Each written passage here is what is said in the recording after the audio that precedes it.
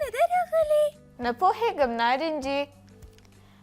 لږ وروسته راځي نارنجي جانې، ما ته یې هم ویلي وو.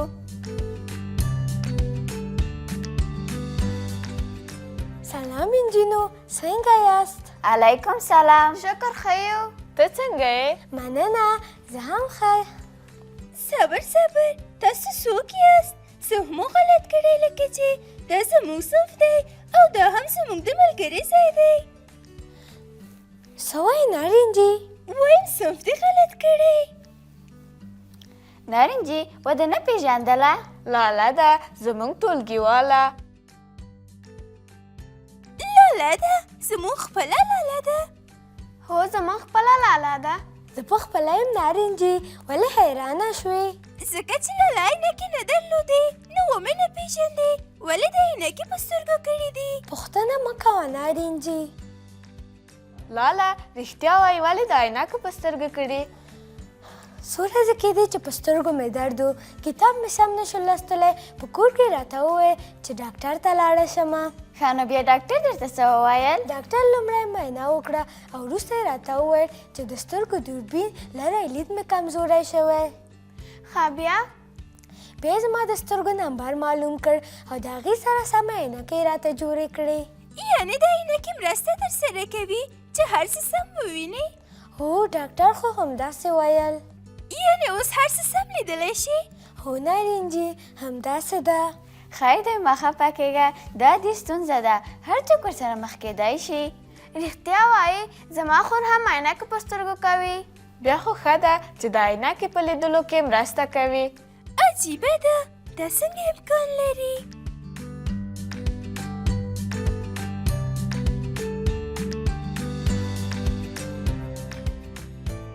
سلام ګرانو زده کوونکو، ښه یاست؟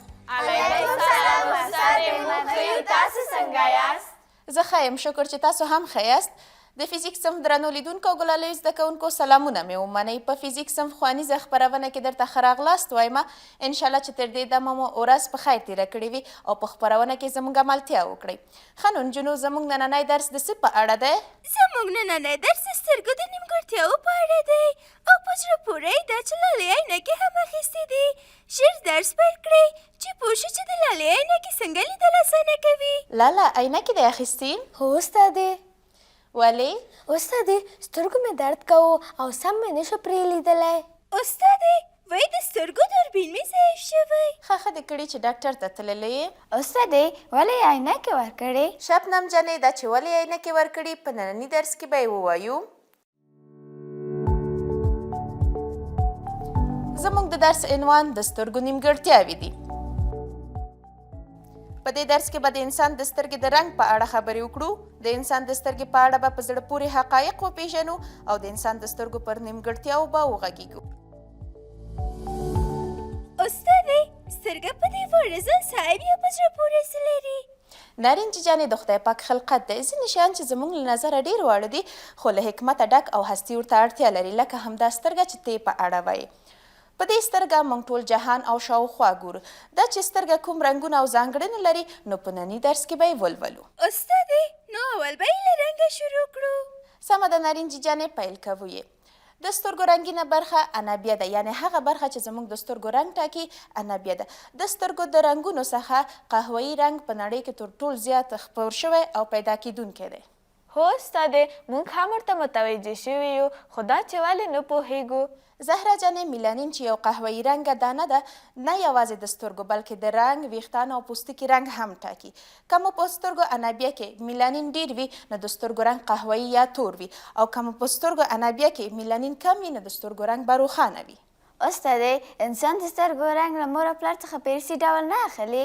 شبنم جانې له والدینو څخه والد ته د سترګو د رنګ انتقال په پوره ډول روښانه شوی نه دی. کیدای شي بېلابېل لاملونه د انسانانو د سترګو د رنګ په ټاکلو کې ښکیل وي.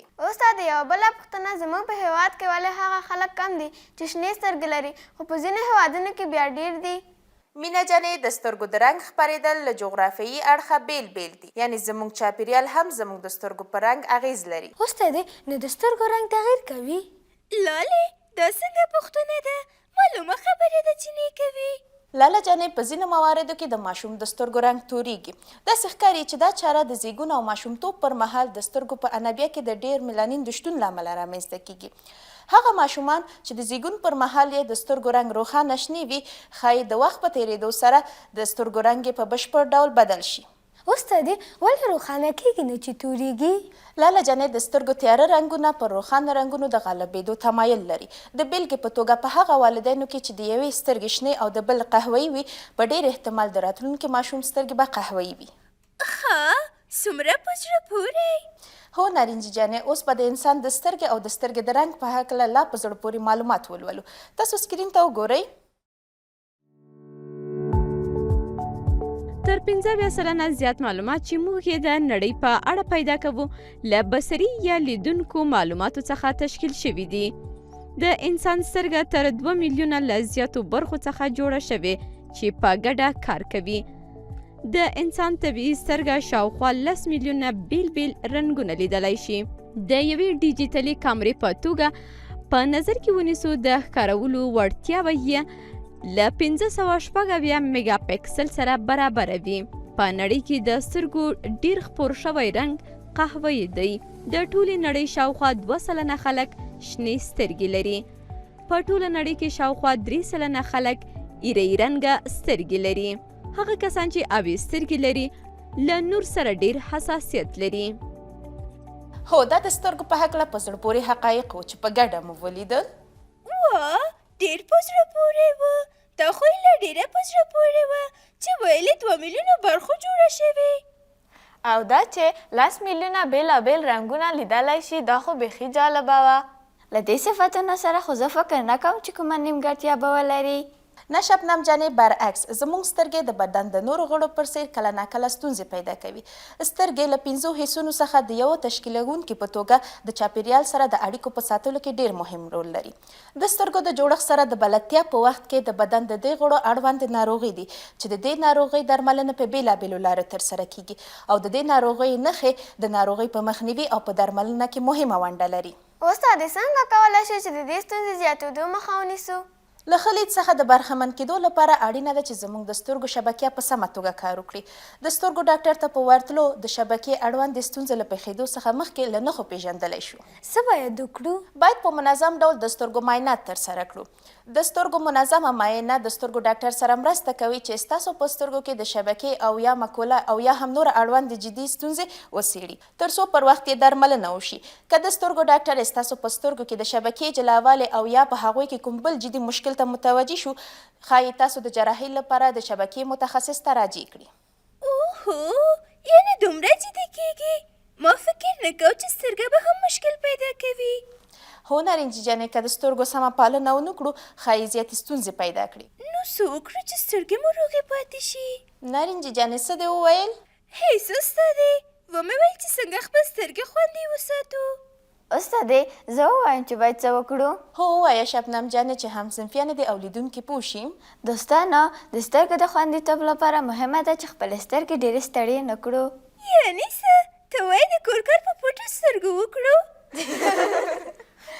نارنجي، زما هدف د کور په کارونو کې ستړیا نه ده. زه وایم چې کمپیوټر، موبایل، تابلیت په کور کې تر 2 ساعته زیات ونه کاروو او کله چې کاروو شاید یې د عینکې په سترګو کړو. که ډېر وکاروو نو سترګو ته زیان رسوي. ښه ده، تلویزیون خو دې پکې یاد نه کړ. نارنجي جانې، تلویزیون هم په دې وسایلو کې شامل دی. کله چې تلویزیون ته کښېنئ نو 1 یا 2 متره باید فاصله ولرئ او مخامخ ورته کښېنئ. استادې، زما سترګې خو له لرې څخه شیان سم نشي لیدلی. مینه جانې، چې داسې ده باید ژر تر ژره ډاکټر ته لاړه شي، ځکه چې ژر لاړه شي نو ژر به د درملنه وشي. حتما استادې. نارنجي جانې، په کوم فکر کې تللی یې؟ استادې، په فکر کې نه یم، سترګو ته دمه ورکوم. ښه نو چې داسې ده نو موږ ټول به دمه وکړو چې ستړي نه شو. درنو لیدونکو، اوس یوه لنډه دمه له دمې څخه وروسته بېرته ژر راګرځو. له موږ سره اوسئ. درنو لیدونکو او خوږو زده کوونکو، بیا هم سلامونه مې ومنئ. د فزیک صنف ښوونیزې خپرونې دوام ته ښه راغلی. له دمې مخکې مو د سترګو منظمو څېړنې په هکله خبرې وکړې. اوس د سترګو د ستونزو په هکله به خبرې وکړو. لومړنۍ موضوع د سترګو په هکله نږدې لیک دی. تاسو سکرین ته وګورئ.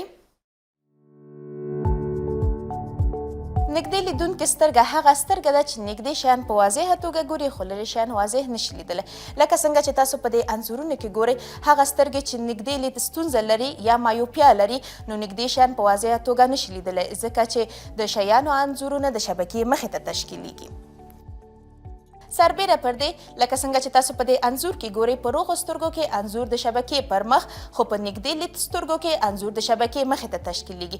نو د دې ستونزې د حلولو لپاره د مقعره عدسیو څخه د عینکو په توګه ګټه اخیستل کیږي ځکه دا عدسې تصویر د شبکې پر مخ تشکیلوي. لاله تا ته یې هم حتما داسې عینکې درکړي؟ هو نارنجي جانې. اوس پوه شوې چې ډاکټر کومې عینکې لالې ته ورکړي او څنګه د هغې سره په لیدلو کې مرسته کوي؟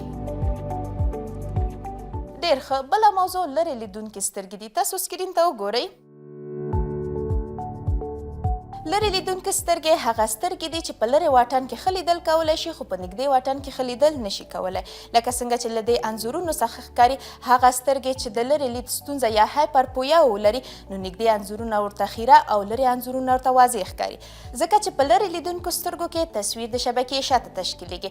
سربیره پر دې له دې انځورونو څخه ښکاري چې په روغو سترګو کې تصویر د شبکې پر مخ خو په لرې لیدو سترګو کې تصویر د شبکې شاته تشکیلیږي. نو د دې ستونزې د حلولو لپاره د محدبه عدسیو څخه د عینکو په توګه ګټه اخلو ترڅو دغه عدسې تصویر د شبکې پر مخ تشکیل کړي. دا عینکې هم هغه کسانو ته ورکړل کیږي چې له نږدې ښه لیدل کولی شي؟ هو نارنجي جانې همداسې ده. بله موضوع چې پرې نن خبرې کوو د سترګو زړښت دی. واه نو دا د سترګې زړښت به څه وي؟ زهرا جانې هر کله چې سترګه د تطابق عملي وړتیا له لاسه ورکړي نو د سترګې دې نیمګړتیا ته د سترګو زړښت وایي. د سترګو زړښت د لید یو طبیعي بدلون دی چې د عمر او همدارنګه د اړوند کس د وړتیا پورې اړه لري او پر شیانو باندې د دید تمرکز اغیزمنوي. دا وضعیت په هر چا اغیزه کوي حتی په هغه کسانو چې مخکې تر دې د لیدو او یا د سترګو کومه ستونزه نه درلودله. نو دې ته په کتو هغه کسانو چې د سترګو زړښت ستونزه لري نو دوه ډوله عینکو ته اړتیا لري چې یو ډول یې د محدبه عدسیو عینکې دي او بل ډول یې د مقعره عدسیو عینکې دي. استاد د سترګو د زړښت دلیل څه شی دی؟ د سترګو د زړښت لامل د عدسیو د ترکیب پورې اړه لري. د عمر په لوړوالی د عدسیو په ترکیب کې بدلون لامل کیږي چې د انعطاف او د پلنوالي نه منلو لامل کیږي. همداراز به نور ته ورته عضلاتي ریښتې چې عدسې په خپلو ځایونو کې ساتي او هغې سره د شکل په بدلون کې مرسته کوي هم تر اغیز لاندې راولي. حسینه زه هم دا مشکل ولرم بیا به څه کوم؟ نارنجي جانې د سترګو د زړښت نښې له 40 کلنۍ څخه پیل چې تر 15 کلنۍ او 70 کلنۍ پورې پرمختګ کوي. همدارنګه د سترګو زړښت ګواښونکې ناروغي نه ده چې د تماسي عدسیو عینکو او همدارنګه د جراحي په واسطه اصلاح کیږي. استادې نو دا د سترګې ګل څه شي ته وایي؟ نوم یې ډېر اورېدلی.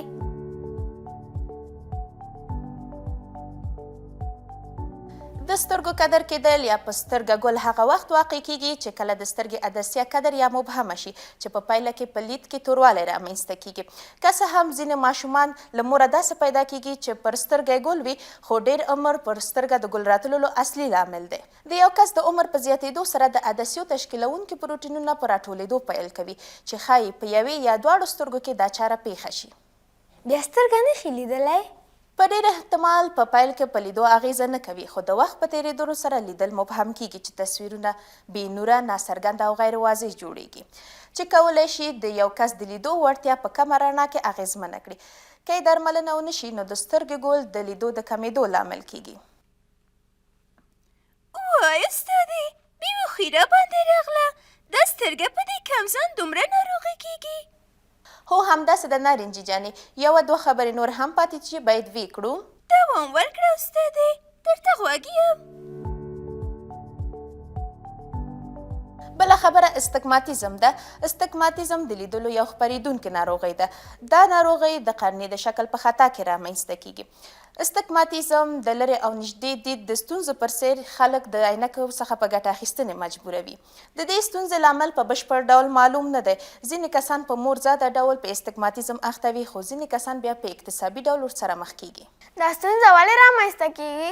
استګماتیزم هغه مهال رامنځته کیږي چې قرنیه د بیسبال یا فوتبال توپ ته ورته شي چې د نامساوي انکسار په پایله کې د قرنیې مختلفې برخې د شبکې مخې ته راټولیږي چې په پایله کې د انځورونو یو څه لرې او یو څه نږدې برخې تیاره معلومیږي. هغه کسان چې د استګماتیزم په لوړه درجه اخته وي د نږدې لید ستونزو پر څیر نه یوازې چې لرې شیان ورته واضح نه ښکاري بلکې نږدې شیان هم په واضحه توګه نه ګوري. پوه شوئ؟ هو استادې. استادې لکه چې درس خلاص شو. هو نارنجي جانې درس هم دومره و؟ سمه ده استادې. خو ډېر په زړه پوری وه. هو ښه موضوعات مو زده کړل. په دې پوه شو چې ولې خلک عینکې په سترګو کوي او څنګه د انسان کمزورې سترګې د عینکو په واسطه جوړیږي. ډېر ښه چې تاسو زده کړئ نو لیدونکو به هم زده کړی وي.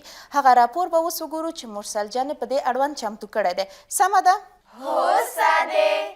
درنو لیدونکو او ګرانو زده کوونکو د خپرونې په دې برخه کې د ستاسو خبریال ملګري مرسل جان په واسطه چمتو شوی راپور ګورو چې د سترګو له یو روغتون څخه یې چمتو کړی دی. خو تر هغې مخکې یوه لنډه دمه کوو. له دمې څخه وروسته چمتو شوی راپور مه هېروئ. درنو لیدونکو سلامونه مې ومنئ. زه د فزیک صنف څېړنیزه خبریاله مرسل یم. نن ورځ د سترګو یو روغتون ته راغلی یم او د سترګو له یوه ډاکټر سره د سترګو او د سترګو د ناروغیو په اړه خبرې کوم. ډاکټر صاحب به موږ ته په دې اړه زموږ پوښتنو ته ځوابونه ووایي. سلام ډاکټر صاحب، ډېره مننه چې وخت مو راکړ. مننه مرسل جانې. خوښ یم چې ستاسو او ستاسو د لیدونکو په چوپړ کې یم. کور مو ودان ډاکټر صاحب. موږ درڅخه یو څو پوښتنې لرو چې ځوابونه به یې له تاسو واورو. مهرباني. ډاکټر صاحب لومړی به د سترګو له جوړونکو برخو څخه پیل وکړو. یوه سترګه له کومو برخو څخه جوړه شوې وي؟ مرسل جانې یوه سترګه چې د دوه برخې لري، یوې اصلي اعضاوې دي، یوې فرعي اعضاوې دي. اساسي اعضاوې لکه د سترګو قرنیه ده، د سترګو مردمک ده، د سترګو خپله عدسیه ده، د عدسیې شاته خپله یو مایع ده چې مایع زجاجیه ورته یا ویتریاس ورته ویل کېږي، او اخرني څنګ ته ریټینا او د عصبي سیستم ده چې هر ته نور تشکیلیږي. او بل چې دا فرعي برخونه دي چې په فرعي برخونه کې بعضې هغه اعضاوې شامل دي لکه د سترګو باړې دي، لکه باړوګانې دي، لکه سترګو لیمې دي، د سترګو کاسه ده. په مجموع د سترګو خارجي عضلات دي، د یوې اصلي او یوې فرعي برخې دي. ډاکټر صاحب دا سترګې څنګه کار کوي چې شیان ګوري؟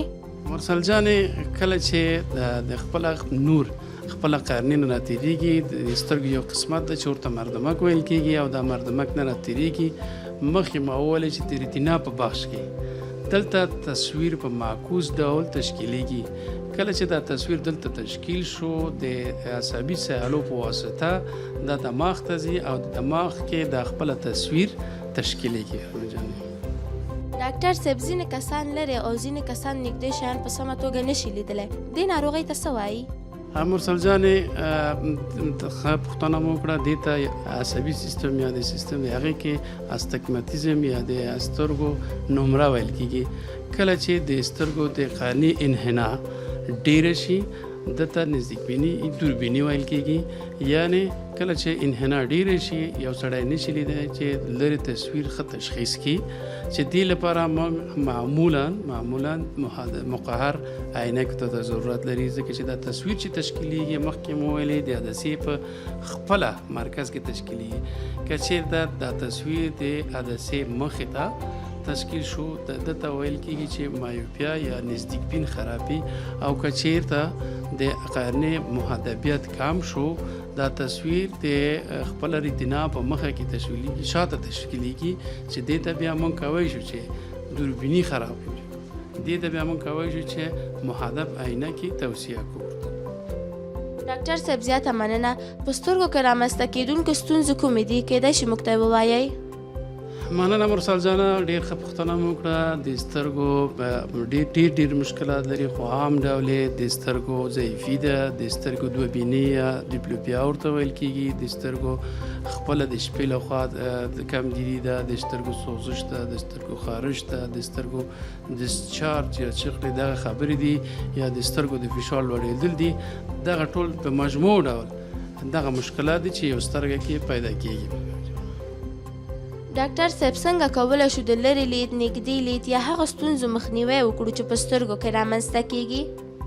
ډېر ښه نقطې ته مې اشاره وکړه. دې سره موږ کولی شو کوم وخت چې موبایل نه استفاده کوو، کمپیوټر نه استفاده کوو، د عینکو نه استفاده وکړو، د فوټوګرام یعنې بلوکټ عینکو نه استفاده وکړو. د خپل سترګو سالم روغتیا ته موږ باید همیشه متوجه اوسو. دې سره موږ کولی شو چې د خپل خوب تنظیم د پکې دا باید د سترګو د هغه روغتیا لپاره ډېر ښه ده، د سترګو د فشار لپاره ډېر ښه ده.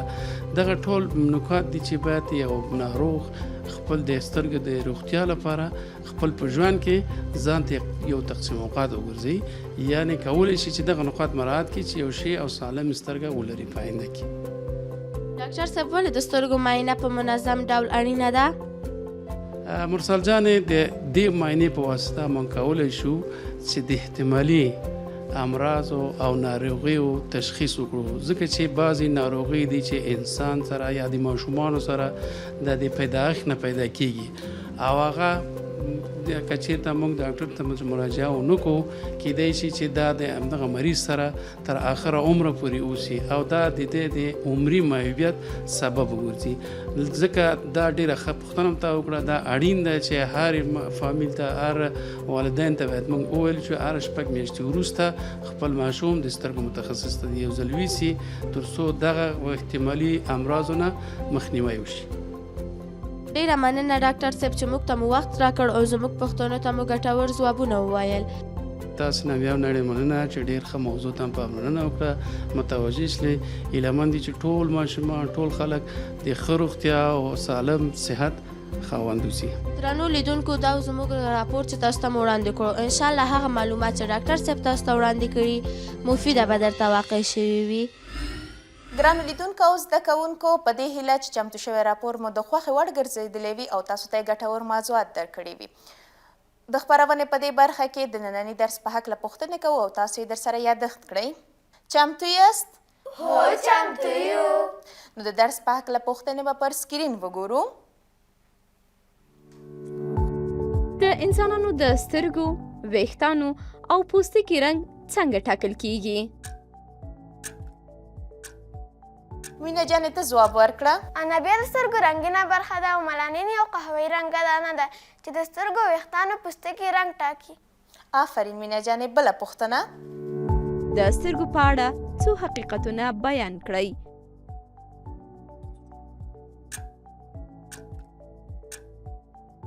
دا پوښتنه به څوک ځواب کړي؟ استادې زه به یې ځواب کړم. هو نارنجي جانې، دا پوښتنه ته او زهره په ګډه سره ځواب کړئ. سمه ده. نو یو به یې زه ووایم. د انسان سترګې تر 2 میلیونه له زیاتو قطعو څخه جوړې شوي او کولی شي شاوخوا 10 میلیونه بېلابېل رنګونه وویني. که د انسان سترګې د انځور اخیستلو له یو ډیجیټلي کامرې سره پرتله کړو نو د ښکارولو وړتیا یې 576 میګا پکسله ده او په نړۍ کې تر ټولو زیاتو د سترګو رنګ قهوه‌ایي دی. آفرین. بله پوښتنه. نږدې لیدونکي سترګې تشریح کړئ.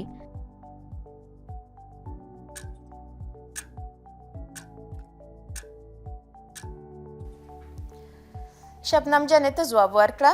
هغه سترګې دي چې له جسمونه په څرګنده ډول نشي لیدلی او نږدې جسمونه ښه لیدلی شي. د دغه ستونزې د حلولو لپاره له مقعره عدسیو څخه د عینکې په توګه کار اخیستل کیږي. آفرین. بله پوښتنه.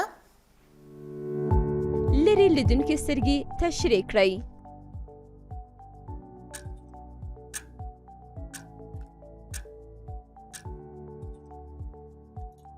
لاله جانې ته ووایه.